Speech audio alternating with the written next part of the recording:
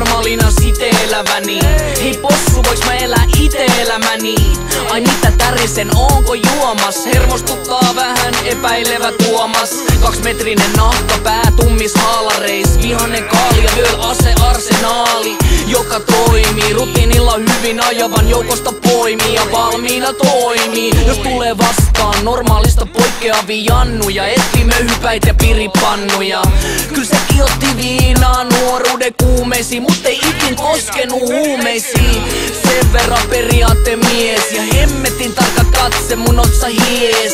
Siinä on täydellistä hajoa, miks sä pysäytit mut kun mä ajoin sitä täydellistä ajoa? Ajoiks mä epäilyttävällä autolla, epäilyttävän aikaan, epäilyttävän letil? Kerro heti, kurkun pääs mulla nielus pieni karsastus.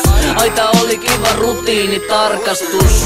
Voitteks te painuu vittu? Hei, voitteks te painuu vittu? Hei, voitteks te painuu vittu? Hei, vittuun täältä. Painu vittuun, painu vittuun, painu vittuun, painu vittuun, painu vittuun, painu vittuun, painu vittuun, painu vittuun.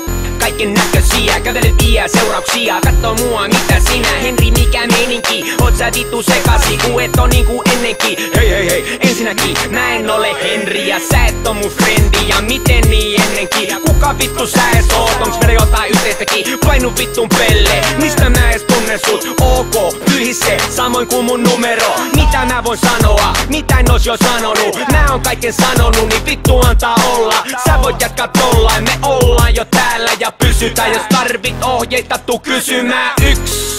Jos kala onkin B, eka vaiheta V. 2, mut se ei auta vittukaan, jos se itte kusee. Painu vittuun, painu vittuun, painu